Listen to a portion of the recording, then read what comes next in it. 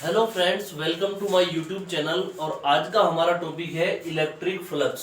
Electric flux क्या होता है?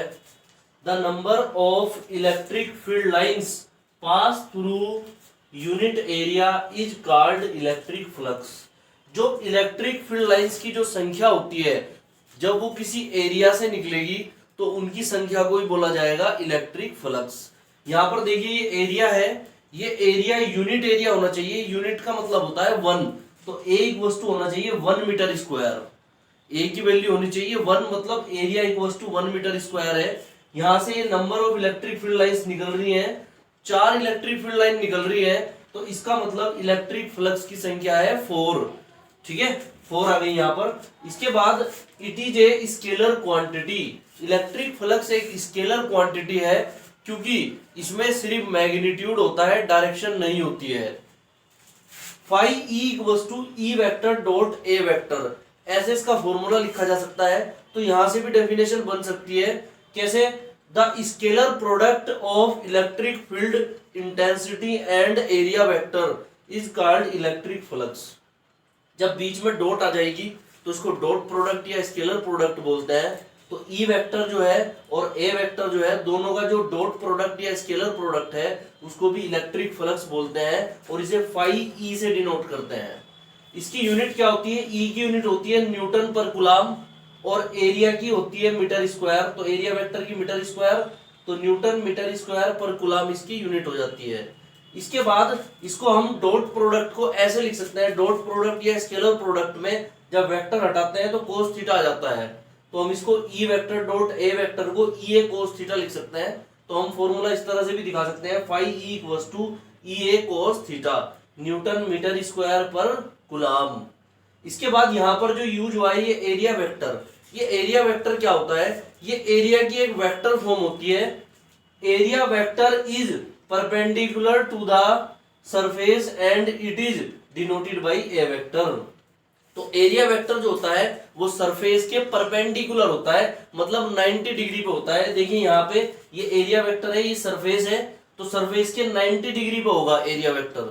90 डिग्री का एंगल बन रहा है यहाँ पे, तो परपेंडिकुलर मतलब 90 डिग्री, तो ये सरफेस के 90 डिग्री पे होगा एरिया वेक्टर। इसका फॉर्मूला हम ऐसे लिख सकते हैं, A vector equals to A into N K. हमारा अगला टॉपिक है गॉस थ्योरम, और ये रिलेटेड है इलेक्ट्रिक फ्लक्स से। इसमें क्या होता है? The closed integral of electric field intensity and area vector is 1/ε0 times of electric charge. तो इलेक्ट्रिक फील्ड इंटेंसिटी और एरिया वेक्टर का जो क्लोज इंटीग्रल होता है, ये क्लोज इंटीग्रल का साइन है, वो 1/ε0 टाइम्स होगा इलेक्ट्रिक चार्ज के। ठीक है, this is called Gauss theorem, इसे बोलते हैं गॉस थ्योरम। यहां पर देखिए, इसे हम लिख सकते हैं कैसे? Close integral E vector dot A vector equals to Q की 1 में multiply Q upon epsilon naught. तो close integral E vector dot A vector equals to Q upon epsilon naught लिख सकते हैं। या फिर ये जो वैल्यू है ये इलेक्ट्रिक फ्लक्स की है, ई वेक्टर डॉट ए वेक्टर किस में आता है? इलेक्ट्रिक फ्लक्स में। तो ये इलेक्ट्रिक फ्लक्स की है, तो हम इसे इलेक्ट्रिक फ्लक्स के बराबर भी लिख सकते हैं, phi E equals to close integral E vector dot A vector equals to Q upon epsilon naught. Unit क्या होगी? न्यूटन मीटर स्क्वायर पर कूलम होगी। जो इलेक्ट्रिक फ्लक्स की यूनिट होती है वो इसकी भी यूनिट होगी सेम। या हम इसे शॉर्ट में लिख सकते हैं, phi E equals to Q upon epsilon naught. इस तरह से भी लिख सकते हैं हम इसे, न्यूटन मीटर स्क्वायर पर कूलम। प्रूव कैसे करते हैं गॉस थ्योरम को? Consider a spherical conductor of radius small R and electric charge Q। तो एक कंसीडर कर लेंगे स्फेरिकल कंडक्टर, इसकी रेडियस स्मॉल r है और इस पे चार्ज जो है वो Q है, Q चार्ज है इस पे। तो प्लस से दिखा रखा है ऐसे इसको, चार्ज को। ठीक है, तो कंडक्टर या मेटल को हम प्लस साइन से दिखाते हैं ऐसे। तो ये Q चार्ज हो गया यहाँ पे। इसके बाद the centre of the sphere, तो स्फेयर का जो सेंटर है वो क्या है? Is O। स्फेयर का सेंटर क्या है? O है। Take a point P on the sphere, sphere पे कहीं पर भी एक P पॉइंट ले लेंगे यहाँ पे, P point. Electric field intensity E comes out from the surface of the sphere. क्योंकि ये प्लस चार्ज को दिखा रहा है Q, तो इसलिए यहां से बाहर निकलेगी electric field intensity. Electric field line आपको बताया था कि प्लस से निकलती है और माइनस में एंटर करती है, तो प्लस से बाहर की ओर निकलते हुए दिखा दिया ई वेक्टर। ये इलेक्ट्रिक फील्ड को दिखा रहा है, इंटेंसिटी, इलेक्ट्रिक फील्ड इंटेंसिटी को, ठीक है। तो ई वेक्टर दिखा दिया ऐसे बाहर निकलते हुए और पी पॉइंट के पास दिखा दिया। इसके बाद क्या आएगा यहाँ पर, and area vector A is perpendicular to the surface of spherical conductor. Area vector जो होता है यहाँ पर ए वेक्टर, ये सरफेस के क्या होता है, परपेंडिकुलर होता है, मतलब 90 डिग्री पे होता है।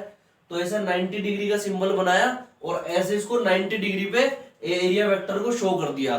तो यहाँ पर देख सकते हैं आप ई वेक्टर और ए वेक्टर दोनों सेम डायरेक्शन में आ गए, क्योंकि ई वेक्टर तो बाहर की साइड होता है प्लस चार्ज से और एरिया वेक्टर परपेंडिकुलर होता है। और जब दो वेक्टर सेम डायरेक्शन में होते हैं तो वो 0 डिग्री का एंगल बनाते हैं। तो दोनों के दोनों कितने डिग्री का एंगल बनाएंगे, 0 डिग्री। तो हमारे पास ये गॉस थ्योरम है, close integral E vector dot A vector equals to Q upon epsilon naught है, ठीक है। तो यहाँ पर हम एलएचएस ले लेंगे, इसे हमें प्रूव करना है। तो एलएचएस में close integral E vector dot A vector ले लिया हमने।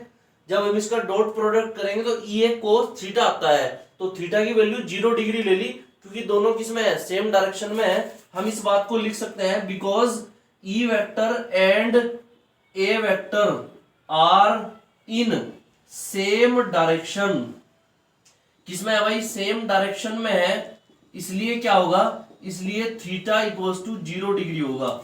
जो दोनों के बीच में एंगल बनेगा वो 0 डिग्री होगा यहाँ पे। तो ये कोस 0 कर लिया हमने यहाँ पे, ठीक है। इसके बाद हम क्या करेंगे, यहाँ पे इसकी वैल्यू ई को बाहर लिख लेते हैं इससे।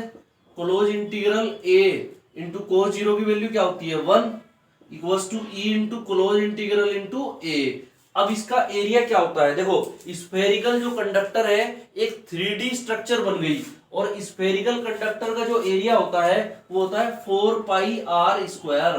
तो हम इसको लिख लेंगे 4 pi R square. Electric field intensity की वैल्यू क्या होती है, इलेक्ट्रिक फील्ड इंटेंसिटी की जो वैल्यू होती है वो 1 upon 4 pi epsilon naught Q upon R square होती है। और ये हमारे पास एरिया की वैल्यू क्या है, 4 पाई आर स्क्वायर। तो 4 पाई से 4 पाई कैंसिल, आर स्क्वायर से आर स्क्वायर कैंसिल। देखिए यहाँ पर ये वैल्यू आ गई Q upon epsilon naught equals to RHS। तो ये LHS RHS के बराबर प्रूव हो गया। तो LHS में क्या है हमारे पास, close integral E vector dot A vector, और RHS में जो आया हमारे पास वो Q अपॉन एप्सिलॉन नॉट आया। तो दोनों बराबर प्रूव हो गए, ये close integral E vector dot A vector equals to Q upon epsilon naught, hence proved, ठीक है। तो ये गॉस थ्योरम इस तरह से प्रूव हो गई है।